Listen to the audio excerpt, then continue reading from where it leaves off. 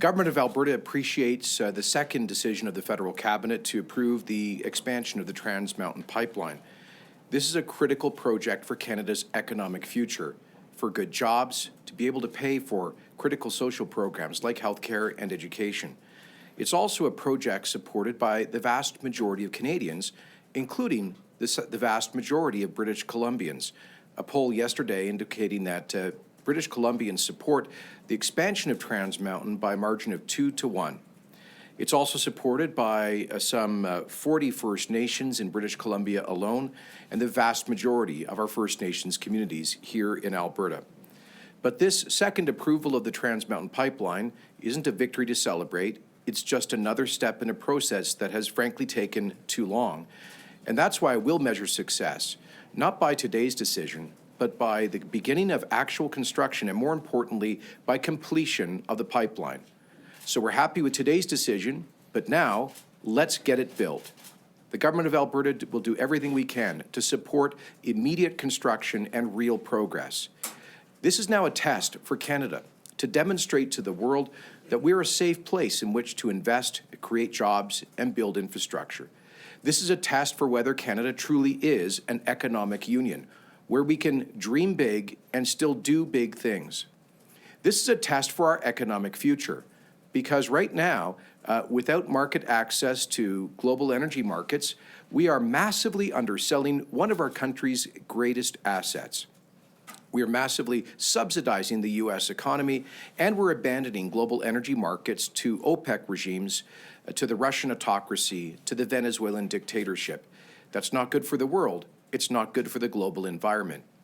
Canada's energy producers have demonstrated a growing investment and progress in shrinking their environmental and carbon footprint. In fact, our Alberta energy producers have reduced by about 20% the carbon intensity of a barrel of oil produced in this province, and they're on track to reduce it by another 20% in the years to come. That's because we have one of the most innovative energy industries anywhere in the world. That's why the world needs more Canadian energy, and the completion of the Trans Mountain Pipeline will help that happen. We never should, however, have been so dependent on this one coastal pipeline project. It was the federal government's vetoing of Northern Gateway and the killing of Energy East, together with the surrender to a presidential veto on Keystone XL, that left us holding the bag, quite literally, with taxpayers buying this pipeline. We never should have been put in this position. Unfortunately, the federal government continues with policies that will deepen that vulnerability, seeking to enshrine in law the policies that led to the vetoing of Northern Gateway with Bill C-48, and to enshrine in law the regulations that killed Energy East with Bill C-69. And so we renew our call on the federal government to step back from the negative message sent by these two anti-Canadian energy bills. We renew our call on the federal government, as I did with the Prime Minister earlier today, to listen to 9 of the 10 provinces, to dozens of First Nations, to virtually every major group of employers in Canada, and to the Senate of Canada, by accepting the full suite of constructive amendments to Bill C-69 put forward by Alberta's government and by job creators. We also ask the federal government to hear our plea for fairness in the Federation by abandoning the prejudicial attack on Alberta's economy through the Bill C-48 ban on our energy exports off the North Coast. We've seen a growing number of provinces come together calling for responsible resource development and market access. We look forward to raising these issues at the Council of the Federation in Saskatoon next month. And I've already been, as you know, meeting with premiers from coast to coast to seek support for the idea of a corridor for infrastructure across Canada that can help to get not just this, but other pipelines and other major projects built to ensure our country's prosperity. Our message to our fellow Canadians is this: let's be partners in prosperity. We are fortunate to have some of the greatest reserves of energy on Earth. Let's work together to produce those in an environmentally responsible way so that we do not abandon growing global energy markets to some of the world's worst regimes. We know that the safest way to transport energy, oil in particular, is through pipelines. We also know there have been massive improvements in pipeline technology and safety, as well as marine tanker safety. We acknowledge and thank the federal government for its significant additional investments in marine safety. And we particularly thank the dozens of First Nations who have signed up as partners in the Trans Mountain expansion and who support other forms of responsible resource development, because they want to help to move their people from poverty to prosperity. So we'll continue to champion Aboriginal participation in these critical projects to help our First Nations peoples develop the resources that lie below the ground that their ancestors first inhabited. So again, we are pleased with today's announcement, but today's announcement is not construction and it's not completion. Our message is, let's get the pipeline built. Happy to take any questions. Premier, what do you think about the reinvestment of money from the pipeline going into renewable sector jobs? I have no objection. The federal government can decide how it's going to spend its own money. We will certainly be bringing in our own levy on major industrial emissions to support research and development to shrink carbon intensity in our economy. So we have no objection to that. In connection with this announcement today, the federal government, Justin Trudeau, is still insisting on an oil sands emissions cap. If that does come into place, what does that do to the business case to build other pipelines down the road? Well, we're a long way from that notional cap, and we do need additional points of egress and additional pipelines. We hope that will happen, first of all, with the Line 3 replacement that would add about 300,000 barrels per day, and with Keystone XL. And as I say, one of the reasons I was just down east is we would like to revive the concept of a sequel to Energy East. So as the industry continues to shrink the carbon intensity of a barrel of Alberta crude, I think we can produce more and ship more without hitting that cap. Are you still committed to fighting the federal government price on carbon?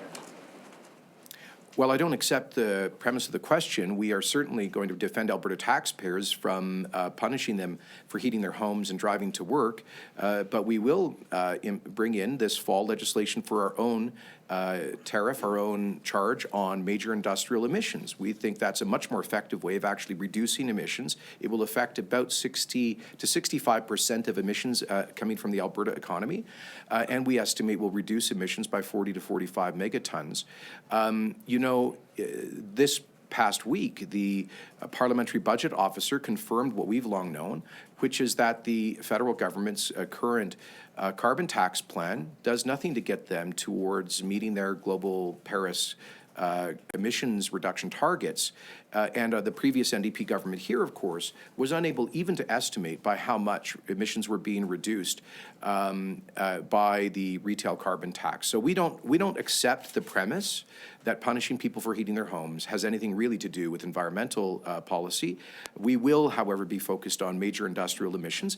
And I would appeal to the federal government to be partners with the provinces. Prime Minister Trudeau promised a kind of federalism of openness towards the provinces. Well, this province, Saskatchewan, Manitoba, Ontario, New Brunswick, I know we're all prepared to sit down and have a conversation with the federal government. For example, each one of us has a form of a levy on major industrial emissions. So, how about instead of conflict, how about we actually have a discussion? However, if the federal government does try, as they threatened on January the 1st, to punish Albertans for heating their homes, we will absolutely challenge that in court to defend Alberta taxpayers. Do you have any indication of what the short-term impact of this approval will mean to the Alberta economy? I don't think it would be a significant impact. Much of the construction of the expansion on the Alberta side of the border has already happened. There might be some marginal benefits for suppliers that are shipping equipment into BC, but I don't think it would be a huge amount. And I don't think the differential or the pricing of Alberta oil is going to change until oil begins to flow, which is why our focus isn't on approval was necessary, but it's not sufficient. Our focus is on getting the pipeline built. And so we hope as soon as possible, by 2022 it looks like the earliest possible date. So over the weekend, the Pope said there should be a carbon tax price. Your fairly Catholic, I would say. It's fair to say. What's your reaction to when he comes up and says something like that? To the who? The Pope. Oh, Dude, your religion. good. I don't take my cues on tax policy. The Pope can take his own positions if he likes. He doesn't have a vote in Alberta. We're going to go to the phones here. Operator, can you put through the first caller, please? First question comes from Rick Bell of the Calgary Sun. Your line is open. Good afternoon, Premier. Are you confident that not only will shovels get in the ground soon, as in this summer, but also stay in the ground because certain sections of the line might get construction, other more contentious parts of the line may not necessarily be as easy to get construction through. So are you confident, since you're stressing the fact of construction is the most important thing, are you confident they'll get shovels in the ground soon, and more importantly, that shovels will stay in the ground all the way from the beginning to Burnaby? Well, because the company, Trans Mountain, has said that they do intend to start construction immediately, I am confident that they'll make that effort. And I'm hopeful that the shovels will stay in the ground. This is an issue I raised on my call from the Prime Minister this afternoon. And I simply reinforced Alberta's hope that the federal government will ensure that the rule of law prevails, and that the tiny minority who are committed to breaking the law in order to block our economic progress are not allowed to prevail. This is it comes down to what kind of a country we are. Are we a democracy governed by the rule of law, where we make decisions in a thoughtful and orderly and democratic way and then implement those decisions? Or are we a country that hands to a handful of foreign-funded special interests the ability to block our economic progress? And certainly, I'm hopeful, Rick, that we are that country that actually can build big things and get important projects like this done. And we'll do everything we can to support that. But this, one of the reasons it's clear that Kinder Morgan left taxpayers holding the bag on the Trans Mountain pipeline is because they didn't have that depth of confidence. We need to be hopeful in this province that we will get this done. And I would just say to the tiny minority of job-killing protesters that look at the poll yesterday in British Columbia. 60% of British Columbians support the project, 30% strongly support it, and only 15% strongly oppose the project. So there's massive support for the 60% support. 30% strongly support, and 15% strongly oppose. So I don't think that 15% should be able to trump decisions made after years of exhaustive regulatory approvals, after 2 federal cabinet approvals, after endless public debate, after 40 First Nations have signed on. It's time to get it done. It's time to build the pipeline. Do you have a follow-up, Rick? And just a quick supplementary. What do you think the risk is if somehow in the course of this construction toward 2022 there are delays, it is held up, the pipeline to some degree, at least for a period of time, might go sideways? What do you think the risk is on the question of national unity and the outrage of Albertans who, I'm sure you're aware, are not necessarily celebrating wildly today? So what is your feeling there about the risk if the pipeline does not go smoothly? The risk to national unity, the risk to further outrage from this province? Well, first of all, I think Albertans are right not to celebrate wildly, as you say. Unlike my predecessor, I'm not jumping around high-fiving a caucus rally today. I see this as a chance to move to the next step, which is construction, but to drive towards completion to get the pipeline built. We have to be focused on that, and I say to Albertans, let's unite on that goal. Let's reach out to our many friends in British Columbia and across the country to support responsible resource development and the completion of this pipeline. But I would also invite Albertans, Rick, on your point of with their legitimate frustration, to continue to reach out to the federal government and members of the Senate to ask for the Bill C-69, to be sensibly amended, as was initially done by the Senate, and C-48 to be withdrawn. So, frustration doesn't get us anywhere, Rick. We've got to focus that energy, and that energy should be focused on calling on the federal government to allow other projects to proceed at some point in the future by fixing those two bills. Sorry, I think he was... Oui. Nous sommes heureux avec la décision du fédéral aujourd'hui pour la deuxième fois donner l'approbation réglementaire à l'expansion de l'oléoduc Trans Mountain. Ça fait trop longtemps que nous arrivons à ce point-ci, mais on n'aura jamais eu une situation où nous sommes totalement dépendants sur une seule oléoduc, celle de Trans Mountain.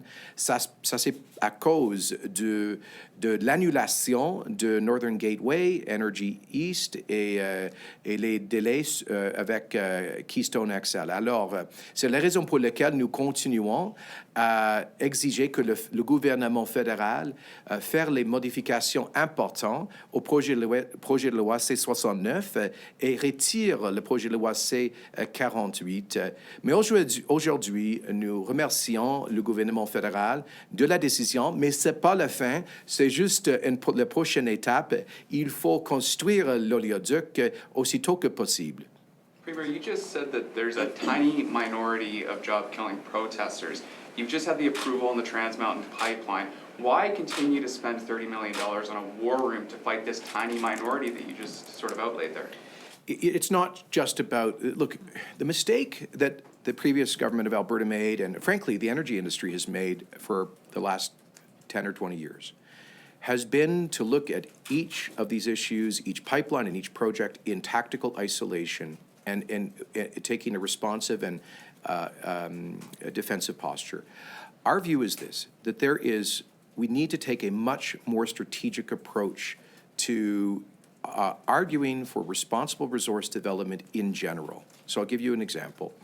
The same groups that went to the federal court that were funded by beneficiaries of the tar sands campaign that got this year-long delay are the same groups that will try to get right back into court immediately in British Columbia to continue their campaign of lawfare. They are the same groups that went to court in North Dakota that got the delay on Keystone XL. They are the same groups working the courts and the politics of the state of Minnesota to delay the Line 3 replacement. They are the same groups that successfully lobbied against Northern Gateway and Energy East and in favor of C-69 and C-48. So, unlike the previous government, we do not take a parochial focus on one particular pipeline. We look at the broader challenge of market access, and that's why we believe there's a compelling need to tell our story in a much more effective way. One on that point, Rachel Notley said today she hopes that you don't kind of continue with the war room or this poking with a stick at environmentalists in case of further worries about the pipeline approvals. Sure, I can understand the NDP leader saying that. After all, she leads a party, many of whose MLAs and former ministers used to attend rallies calling for no more dirty Alberta oil, no more pipelines, no pipeline construction. She appointed Sephora Berman to be one of her key advisors on the oil sands. She appointed Ed Whittingham, who is a dues-paying member of the tar sands campaign, who opposed every pipeline, to be a board member of the Alberta Energy Regulator. She appointed Gil McGowan of the AFL to also help advise her on energy policy. He opposed every single pipeline. So she's from the anti-pipeline party. They made a tactical exception on Trans Mountain in their government, but frankly, the NDP is the last group I'm going to take advice from on advocating for effective energy policy. Tyler? So when this is all said and done, you're going to have tanker traffic through the Strait of Georgia, Strait of Juan de Fuca, and all that. 350 kilometers north of there, tanker traffic isn't allowed because of C-48. I mean, they're obviously slightly different parts of the waterways there, but is there some sort of cognitive dissonance here that you see? Or Yeah, well, there is, and that's our point. There's no explicable rationale behind C-48. There's no the coastline, the ocean, that doesn't suddenly become more worthy of protection north of that line than south of that line. I was just in the Bay of Fundy visiting the largest oil refinery in Canada, the Irving Refinery at St. John, where they produce they offload 350,000 barrels per day, a lot of it from Saudi tankers coming up, that ecologically sensitive UNESCO site, the Bay of Fundy. Why is there no carbon levy being imposed on the Saudi oil coming into St. John? Why is there no tanker ban being, I'm not calling for one, but if you're going to impose one on one part of Canada's coast, why not on another? And so I don't think there's any explicable rationale. I think this is just nothing but politics targeting a certain segment of voters. And let us remind ourselves, I mean, I saw an interview waiting for the Prime Minister's statement today with a fellow in charge of the new Marine Response Unit to deal with potential oil spills in the Vancouver Harbor. And he said, let's not forget, we're not being set up, he said, for TMX. We're being set up for the current traffic that exists in the Port of Vancouver, for the 4 major Alaska tankers that are in harbor in the state of Washington that have passed often through Canadian territorial waters. So it makes no sense. It doesn't seek to ban Alaska tankers coming through the Salish Sea or the west coast of Vancouver Island. It is entirely prejudicial, focused on one product enumerated in the bill. That's Alberta bitumen, produced in only one province. That's why if 48 is passed, we will make an judicial application to strike it down as being an unconstitutional attack on our province. We're going to go back to the phones. Operator, can you please put through the next caller? Our next question comes from Don Braid of the Calgary Herald. Your line is open. Premier, there's another player in this, and that's our old pal John Horgan in British Columbia. Do you expect further legal challenges, stunts? So they're already taking the loss in the BC Supreme Court to the Supreme Court of Canada. Do you expect more activity on that front from that government? And if so, will this once again become an Alberta-BC conflict in which you might invoke Bill 12? Well, I certainly hope there are no more delay tactics coming from the British Columbia government. I think they had a complete legal repudiation with the 5-0 decision by the BC Appeal Court. And now the federal government has clearly complied with the decision of the Federal Court of Appeal. So I think they've run out of legal strategies here. Vaughn Palmer, your Vancouver counterpart, wrote a very thoughtful analysis of how there are no more tools left in the BC toolbox. And I would just appeal to Premier Horgan. He was elected in part to create jobs and grow the BC economy. This is an opportunity to do so. And I would ask him to take note of that poll yesterday, which showed that only 15% of British Columbians are strongly opposed to this project, 60% support it, including the majority of people in the Vancouver area. I would say to Premier Horgan, you've reached the point of diminishing political returns by appealing to that 15%. How about let's be nation builders together. Let's realize the dream of confederation. Let's be partners in prosperity. So I hope the BC government will listen to reason on this. And let me add, Don, I'd like to thank BC Liberal leader Andrew Wilkinson and his natural resources critic Ellis Ross, former chief councillor of the Haisla First Nation, for, I think, their very responsible statement today, embracing the federal cabinet decision and calling on Mr. Horgan to be a partner in the Federation instead of obstructing. Do you have a follow-up, Don? Yes, with this approval today, the temperature does go down a little bit, at least on this front, maybe not on Bill C-48 or 69. Is Bill, I'll say it again, is Bill 12, is your Bill 12 sort of off the table, a dead letter in this context? Or is it still possible that you might invoke? I've always said that we would never want to start with that instrument, that Bill 12, in order to protect the value of our resources, but that if we face a prolonged trade war from British Columbia's government, we would be prepared to defend our vital economic interests. So it's never been the starting point, and I hope, you're right, I hope that all that has transpired, all of the endless consultations and this decision and the growing public support in British Columbia causes Premier Horgan to stop the campaign of obstruction, in which case I hope that we would not be feel compelled to employ Bill 12. Operator, can you please put through the next caller? Or not? Let's go back to the floor. To follow up on Don, the reference case is going to the Supreme Court of Canada. Will Alberta's lawyers be there? I will ask our Attorney General for advice on that.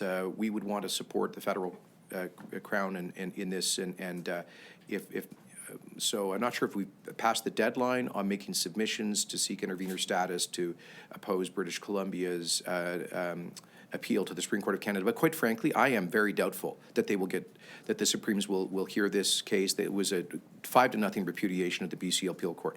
But obviously, we are disposed to use all of our legal resources to defend our interests, including on that case. Okay, thanks very much, guys. Appreciate it. After that, the $1.5 billion